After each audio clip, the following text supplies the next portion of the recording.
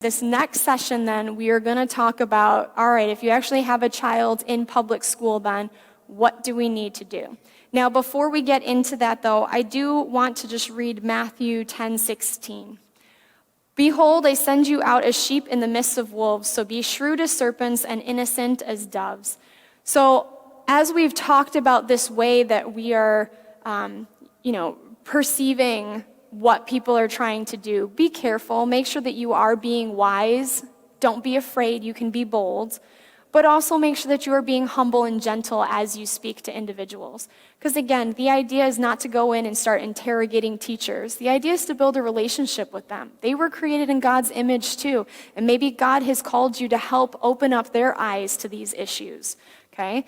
So let's make sure, as I mentioned earlier, that we don't use that emotionally charged language. When we start to use emotionally charged language, guess what happens? Our brain switches from logical thinking to emotional thinking.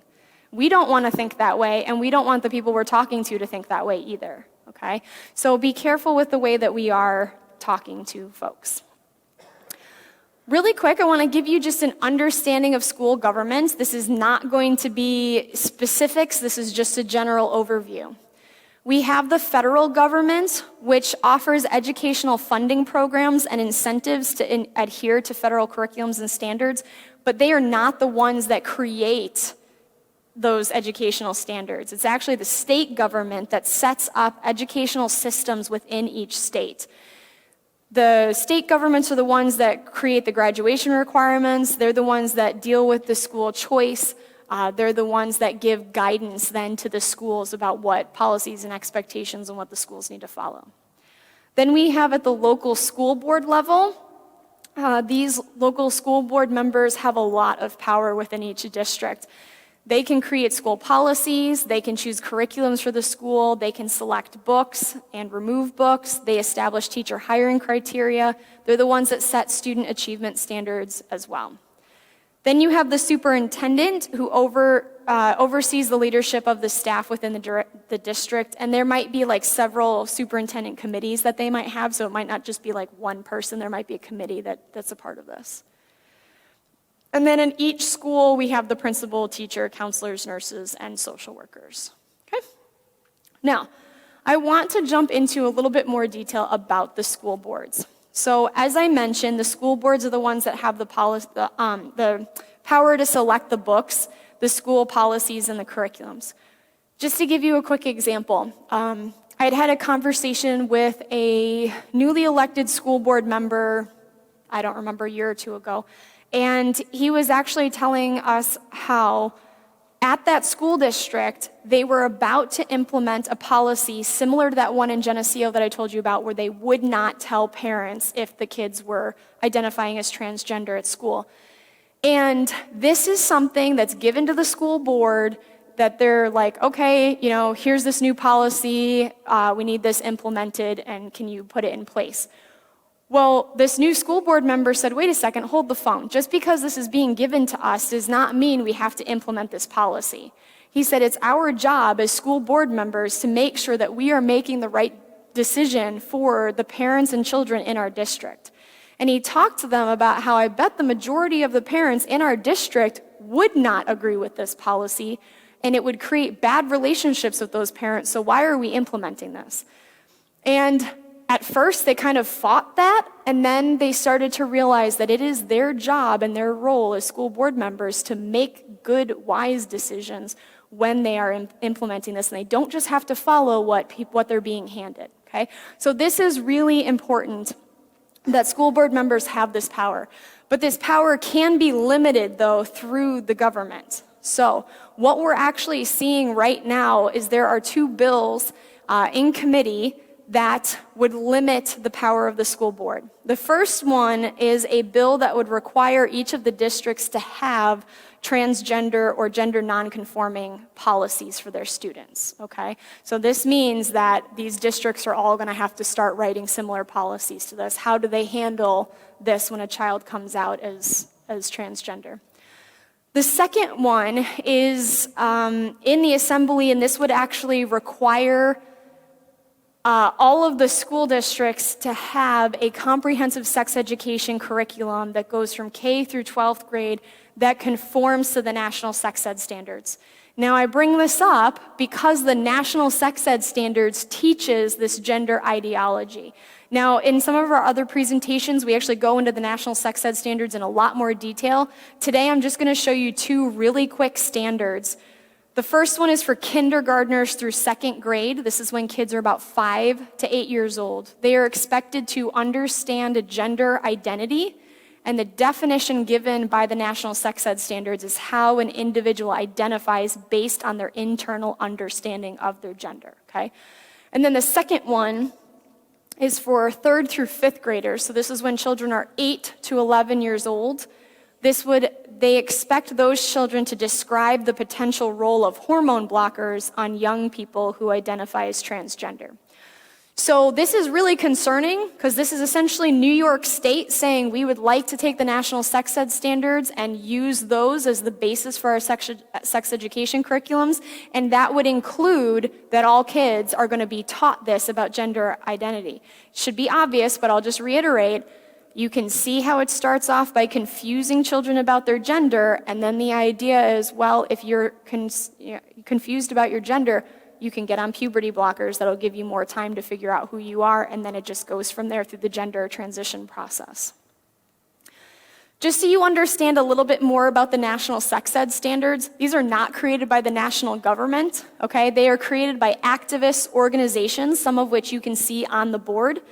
Just to give you an idea about who these organizations are, CKIS is one of the creators.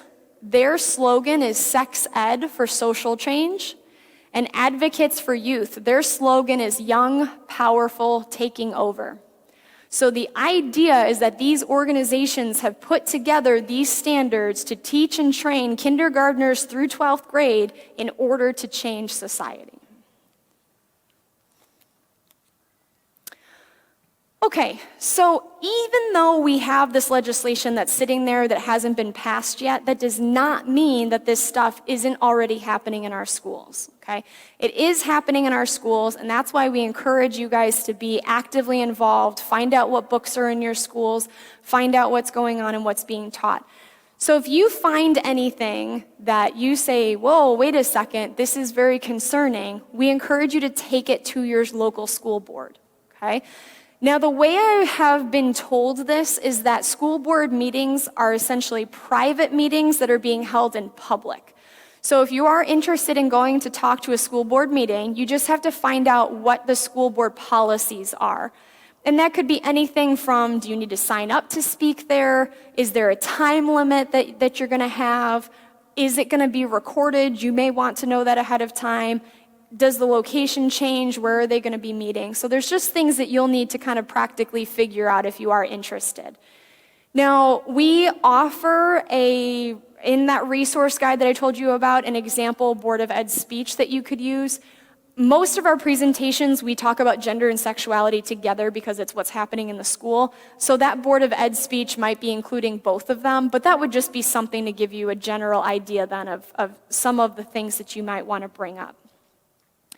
Now, of course, the next question is, well, okay, what if I go to the board members and they're not interested in, talking about these issues, or they're not concerned? What are some of the things that we can do? Well, first of all, if you do have a child in the school and you believe that by them allowing this stuff, it is infringing on your child's rights, you can take it to court, as we mentioned earlier. And there are many organizations that can help you do that. Alliance Defending Freedom is one of those organizations. You could also essentially make a claim against the school board's bond, and we have a gentleman here who's actually going to be sharing about that in more detail. So I'm excited to hear about this, actually practically speaking, how to do this with the school board. So I'm not going to say much. I'm going to let him share about that. But the next thing to do is you can actually vote in better candidates. So we encourage everybody to be involved in that process. We've pointed you in the direction of courage is a habit, they have a whole list of questions that you could ask candidates to help start to gauge where they are and what their perspective is on some of these issues. So the next time somebody's up for election, you can use this kind of as a format for that. And then the second thing the last thing, is that you yourself can run for a school board position. There are several organizations that help you walk through this process. Leadership Institute is one of them. They have a whole bunch of online courses that you can take. They are free classes. And then the School Board Academy, which is Family Policy Foundation, they too have an online one. I do believe they charge for these classes though, so just be aware. It is incredibly difficult right now for a lot of people to be board members because they feel like they are alone and they don't have support. So if you know somebody who is a board member in the districts, please encourage them. Please walk alongside them. Please consider being a board member yourself. This is important because right now those school boards, they do have a lot of power to be able to help make changes within the school. Okay, also in our resource guide, we offer a whole list of questions that if your child is going to go to a school, what should you ask that school before your child ever steps foot through that door? Okay, I'm not going to go through those questions just for the sake of time. Most of them came from Courage is a Habit. However, we have altered them and added our own in there too. One of the ones that I will bring up to you, though, is about the facilities. So here are the questions that we recommend you ask. Are your restrooms and/or locker rooms inclusive? Meaning that if a male identifies as a female, can they use the facility they identify with? Most schools are probably going to say yes because of the gender bill. There might be some schools that say, oh no, we have private restrooms that those individuals are allowed to use, okay? The whole point of this, though, is because the Department of Justice said that 30 to 50% of youth are sexually abused by other juveniles. 55,000 serious violent incidences, including rape and sexual assault, are being reported by public schools, and that was in 2018 alone, so just in 1 year. So what this means is that schools are falling behind in creating a protective environment for children. Okay, so that leads you into that next question then. What is the school doing to make sure my child has a protective environment within the bathroom and locker room spaces? What's the school going to do to ensure that somebody's not going to walk in there and abuse your child? The school is accountable for that if you're sending your child to that school, okay? So that's making sure that you have this information, that you can engage in these conversations with the schools to put them on notice.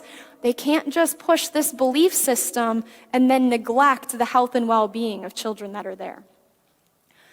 Now, on the same topic, in that resource guide, we offer a letter objecting to transgender bathroom policies put out by Back to School for Parents.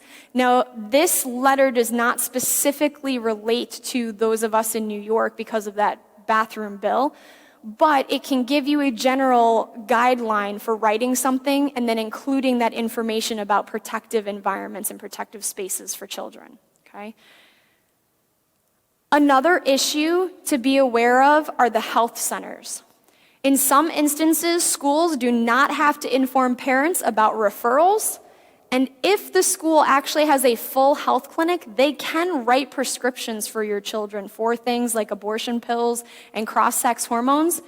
They can do it without your consent. You may never actually see a bill for it, and you may never be notified because oftentimes it's being funded through the school or the state. Okay?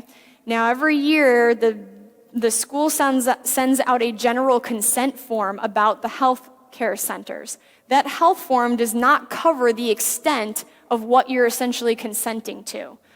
So one of the things that this back to school guide says is make sure you're being very explicit in that consent form what you're consenting to and what you're not. They recommend a simple statement like, I consent to my child being treated for minor cuts and scrapes, but for anything further, I require the school to get my express consent. I do feel like this is a little limited. You want to make sure that the school has permission to act in an emergency, to take your kid to a hospital or to give them CPR or things like that. So don't just rely on something like this, but the point is to be active in making sure that you've put that school on notice and saying, I'm not giving you permission to share this information, to write prescriptions, or to do any of these medical things with my child. Okay, this is the last thing I have to talk about here. As a Christian, if we are believing that God has made parents responsible for their children's education, then that means that as parents, we have to know what the school policies are, what's being taught to our kids, what they have access to through things like the libraries and curriculums and any extra resources, any extra curriculums that are offered to children. So one of the things that an organization called Moms for Liberty, they actually have a group of people in local districts, and they partner them up or break them up into groups, and they say, okay, this group is going to focus on the books and finding out what books are in the districts. This group is going to work on these curriculums. And they help partner parents together so that they can be notified of all of this information and really see what's going on. I think that that is amazing, and I think that people need to partner with each other. Even if you don't have kids, you can help with this. This is a way that you can step up and say, you know what? I am a taxpayer in this district. I'd like to know what books are in that district. I'll help you with that, okay? But that being said, there is so much research to be done. From my perspective, I think at that point, it's easier to just educate your kids yourself. That's just my personal 2 cents. But that being said, if you don't feel like you have the means to do that and you have your kids in public school, please be actively involved in learning about what it is that they're being taught and what resources they have. Gather a team to do that together. Maybe take the initiative to start a team in your district if you guys don't have one. Meet with other parents who are at your child's same level. If kid was before your child, go to those parents. What did your kid go through this year? Get that stuff ahead of time. Okay, so just to summarize this section, watch your assumptions and perspectives and your demeanor as you're speaking with these individuals. We gave an overview of the education system, and then we looked at the role of the school boards and the power that they have. We talked a little bit about speaking at the school board meetings, and then I encouraged you guys to run for school boards, and then I talked a little bit about some of the resources that we do have in the resource guide. Okay, so that being said, it is time for another break. That is the information that I am going to share with you guys, and right after the break, we are going to come back with some more Q&A as well. If you are interested in filling out an index card and giving it to me, we can do that, or if you're interested in just using the microphones, you're welcome to do that as well.